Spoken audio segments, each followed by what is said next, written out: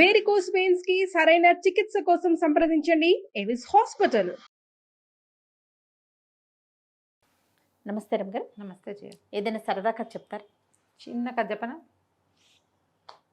ఒక ఊళ్ళో ఒక భూస్వామి ఉన్నట్టు. ఆయనకి ఇల్లు, వాకిలి, తోట, మేడ, దొడ్డి, వాకిలి, పొలము, పుట్ర, చెరువు, చేట ఎన్నున్నాయో కనుచూపు మేర వరకు అయిందే. అసలు ఇల్లు మహాలక్ష్మి వైభవంతో తొలతూగుతూ ఉండేది. ఆయనకు ఒక్కటే లోటు, భార్య చనిపోయింది ఆయనకి. అయ్యో పాపం, పెళ్లి చేసుకోవాలని ఉండేది. ఏమడుగుతానులే, ఎవరిని అడిగితే ఏమంటారో లేని ఊరుకున్నాడు. ఈయనకి పొరుగున ఒక పేద రైతు ఒక ఆయన ఉన్నాడు. ఆయనకి మంచి చక్కటి గజ్జల గుర్రం లాంటి పిల్ల కొత్తుంది. దానికి 16 ఏళ్ళో 17 ఏళ్ళో ఉంటాయి. చిన్నప్పుడెప్పుడు అంత శ్రద్ధగా చూడలేదు ఆయన. అయితే ఏమైంది, ఒకనాడు తన పొలం పక్క నుంచి వస్తుంటే ఆ పక్కనున్న పొలం ఈ పేద రైతుది. 1 ఎకరం బతుకో ఎంతో ఉంది. ఆ పిల్ల అక్కడ చేలో నిలబడి ఏదో చేస్తుంటే ఆ పిల్లని చూసారు, ఆయనకు ఉత్సాహం వచ్చింది. అమ్మాయి, నువ్వు ఫలానా వాడి కూతురు కాదు అన్నాడు. అవునండి, నేను వాళ్ళ అమ్మాయినే అంది.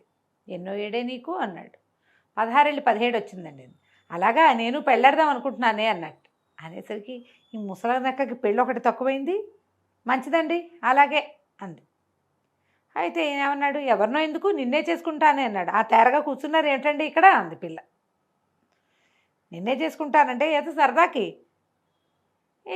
ఎవరిది నేనేం సిద్ధంగా లేనంటే తేరగా ఉన్నావన్నా, నేనే తేరగా ఉన్నాను నీకు అన్నది. అనేసరికల్లా ఈయన, అట్లా కాదు, మా ఇంట్లో 7 వారాల నగలున్నాయి, మరి మా పెద్ద భార్యది వడ్డాణం ఉంది, వంకి ఉంది, 2 వంకీలు, కిరీటం ఒకటే తక్కువ, అన్నీ ఉన్నాయి, అవన్నీ నీకే ఇస్తా, పెళ్లి చేసుకోనన్ను అన్నాడు. పెళ్ళేది గిల్లేదు, వెళ్ళండి, పెద్దాళ్ళు మీకు పని పట్టలేదు, వేళ కొళ్ళలాడతారా, వెళ్ళండి అంది. అనేసింది. అనేసిన ఆయనకి తగ్గల. ఏమనుకున్నాడు, పిల్లని అడగకూడదు, వీళ్ళ నాన్న అడుగుదామని మర్నాడు ఏం చేశాడు, ఆ పక్కనున్న రైతుని, ఏమో సత్యం ఇలారా అని పిలిచి, పిల్ల పెళ్లి సంబంధాలు చూస్తున్నావా అని అడిగాడు. అడిగితే, లేదండి ఇంకా అంతే, ఎక్కడండి శక్తి అంటే, నువ్వేమీ ఆలోచించద్దు, 1 రూపాయి నువ్వు పెట్టద్దు, నీ పిల్లని నాకు ఇచ్చి పెళ్లి చేయి అనగానే తెల్లపోయాడు. మెరక మీద ఉన్న 10 ఎకరాలు రాసిస్తా నీకు, పిల్లని నాకు ఇచ్చే, పొలం నువ్వు చేసుకో హాయిగా. తర్వాత ఇంకో చిన్న పిల్లాడు ఉన్నాడు, ఒక 8 ఏళ్ళ వాడు. పిల్లాడికి ఉంటుంది, నీకేం భయం లేదు, నేను నీ అండలో ఉంటా, నీకు అండగా ఉంటా, పిల్లని నాకు ఇచ్చి పెళ్లి చేయమన్నాడు. ఈయనకి ఆశ పుట్టింది. ఆ కాలంలో ఓ 50 ఏళ్ళ వాళ్ళకి 16 ఏళ్ళ వాళ్ళని ఇవ్వడం పెద్ద విశేషమేం కాదు, అన్నీ జరిగేవట్ల. ఇంటికి వచ్చి కూతుర్ని ఒప్పించబోయాడు.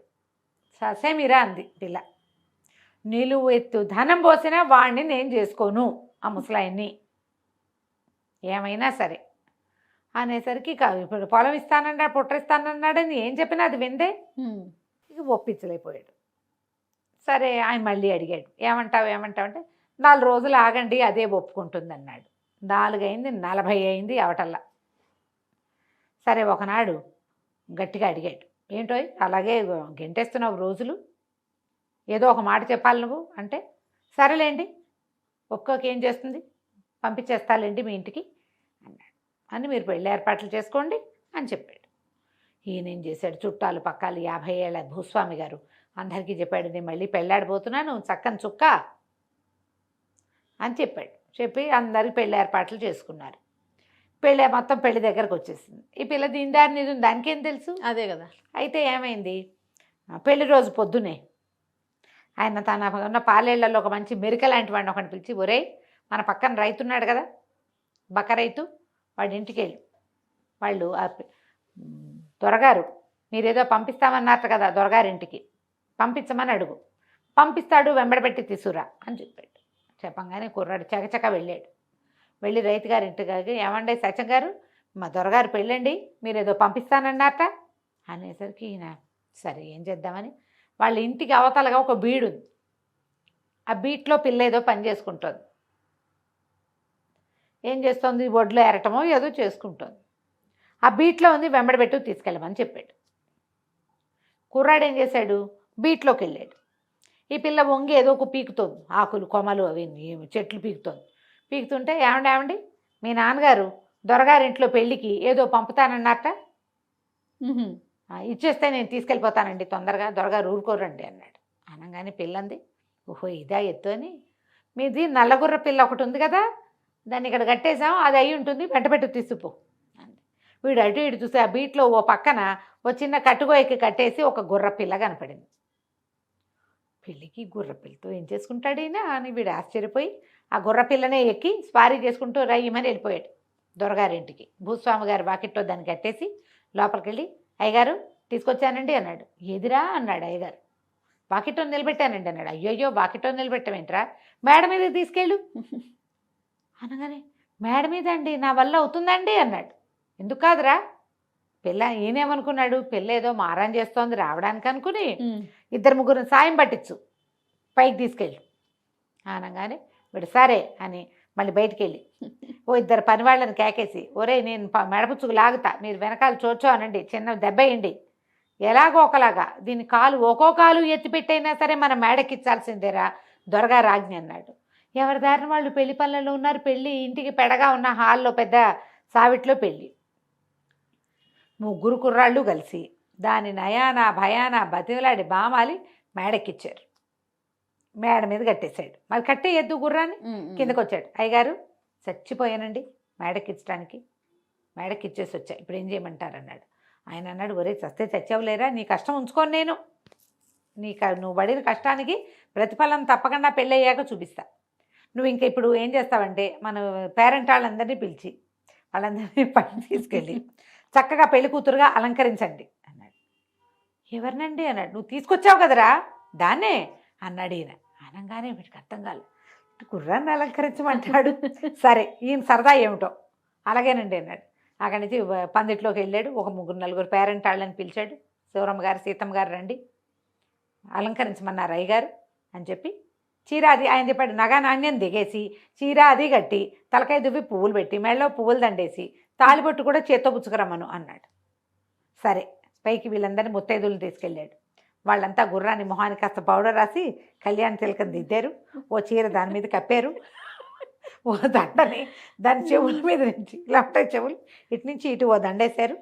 నెక్స్ట్ ఏమిటంటే తాళిబొట్టు మెళ్ళో దండ, ఓ దండ ఒక పళ్ళెల్లో పెట్టుకున్నారు. తాళిబొట్టు కూడా ఉంది మేడ మీద అల్మర్లో. బంగారపు వస్తువులు అలంకరించారుగా, నెక్లెస్లు పెట్టగలిగినని పెట్టారు. దానికి ఎన్ని పెట్టగలరు, కొన్ని పెట్టగలరు. అది ఇంత దాని మెడ ఇంత పొడుగు ఉంటుంది. పట్టిన అలంకారాలు దానికి అలంకరించారు. 2 చీరలు కప్పారు. కిందకు వచ్చాడు. అలంకరించామండి అన్నాడు. ఇంకేమిటి ఆలస్యం, తీసుకురా అన్నాడు ఆయన. తీసుకురా అనగానే మేడ మీద నుంచి మెట్ల మీద టకా టకా టకా చప్పుడైంది. వెళ్ళేటప్పుడు కష్టమైంది, వచ్చేటప్పుడు కష్టం కాదు, ఈజీ కదా, ఈజీ కదా, దిగడం ఈజీ. టకటకలాడుతూ దిగింది. పెళ్లి కూతురు పందిట్లోకి తీసుకొచ్చారు. పందిట్లోకే ఆయన నిర్ఘాతపోయాడు. వచ్చిన వాళ్ళతో గెల్లుమని నవ్వారు.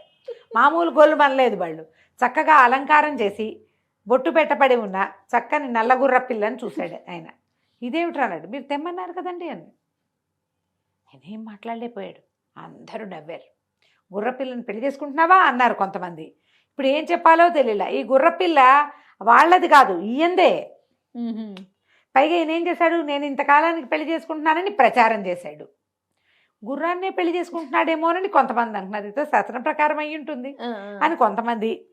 దగ్గర వాళ్ళు వీడికి ఇదేం పోయే కాలం, గుర్రాలను అలంకరించి తెచ్చుకున్నాడు, చదవేస్తే ఉన్నమతి పోయింది, డబ్బులు ఎక్కువ వేసరికలు ఇలాంటి వేషాలు వస్తాయని ఇంకొంతమంది నవ్వుకున్నారు. ఏం చెయ్యాలో తెలియలే. ఆ గుర్రం జనాలందరినీ చూసరికి కంగారు పడి కథం తొక్కటం మొదలుపెట్టింది. ఒరే దీన్ని బయట కట్టేరా నాయన అని దాన్ని బయటికి పంపించి వచ్చిన వాళ్ళందరికీ భోజనాలు పెట్టి పెళ్లి మాట ఎత్తకుండా నోరు మూసుకుని ఊరుకున్నాడు. ఇంకా ఆ పిల్ల ఆయన కనపడ్డప్పుడల్లా మొహం తిప్పుకునేది. ఏం చేస్తారు, 10 ఎకరాలు లేదు, 25 ఎకరాలు లేదు, ఏం చేసినా పెళ్ళిళ్ళు అవ్వవు. కథకంచికి మనం ఇంటికి రాసి ఉండాలి అంతే. ఇప్పుడు ఈ గుర్ర పిల్లని అలంకరించటాలు ఇవన్నీ సరదాగా హేళనగా ఉన్నా కూడా అవును, నిజ జీవితంలో కూడా ఇలా బలంత పెళ్లిళ్ళు చేసుకునే వాళ్ళు లేరు. ఇప్పటికంటే ఇది వరకు ఎక్కువ ఉండేవాళ్ళు జయ. అవునంట. ఇది వరకు బాగా బలవంతం చేసేవాళ్ళు పెళ్లిళ్ళకి. చచ్చినట్టంటే వేరే దారి లేక ఆడపిల్లలు తండ్రులు కూడా వాళ్ళకున్న అప్పులకో లేకపోతే కష్టాలకో తలొగ్గేవాళ్ళు. పాపం తలొగ్గేవాళ్ళు, ఆస్తిపాస్తులకి ఆశపడేవాళ్ళు, పిల్లలకి కన్నెచెర విడిపించట్లేదని చుట్టాలు పక్కాలు పొడి చేసేవాళ్ళు. అందుకని ఇట్లా బలవంతంగా 30 ఏళ్ళు 40 ఏళ్ళు గ్యాపులతోటి పెళ్ళిళ్ళు చేసేసేవాళ్ళు. పాత కాలపు కథ ఇది. అవును, ఇది వరకు జరిగేవి. ఇప్పుడు అమ్మాయిలు వాళ్ళంతటి వాళ్ళే పెద్ద ఏజ్ వాళ్ళని పెళ్లి చేసుకుంటున్న సెలబ్రిటీలని చూస్తున్నాం కదా మనం. కదా, ఇంత గ్యాప్ అంటాం. మామూలుగా మనం పెళ్లి సంబంధాలు చూడాలంటే ఏం చేస్తాం, 2 years 3 years మించి ఉండకూడదు. మనం సెలబ్రిటీస్లో 10 ఏళ్ల గ్యాప్ ఉన్న పెళ్లి కూతుళ్ళని చూస్తున్నాం. అవునండి, అవును. వాళ్ళు ఏం ఆలోచించేసుకున్నారు, వాళ్ళకి ఎందుకు లేదు జనరేషన్ గ్యాప్? అది జనరేషన్ గ్యాప్ వాళ్ళకు కూడా ఉండాలి కదా. వాళ్ళు బాగానే కనపడుతున్నారు. అవును అవును కదా? సంఖ్య అయితే ఎక్కువగానే ఉంది. నా సంఖ్య ఎక్కువగానే ఉంది. వాళ్ళని ఆదర్శంగా ఎవరు తీసుకోవటల్లా. 5 years మ్యాక్సిమం, అంతకంటే అవును, గ్యాప్ ఉండకూడదు. జనరేషన్ గ్యాప్ వచ్చేస్తుంది అనుకుంటున్నారు. ఇది వరకు ఏమీ ఉండేది కాదు జయ. 30 years గ్యాప్ వా. చాలా సహజంగా ఉండేది నిజంగా. రైట్ రామ్ గారు, నమస్తే. నమస్తే జయ.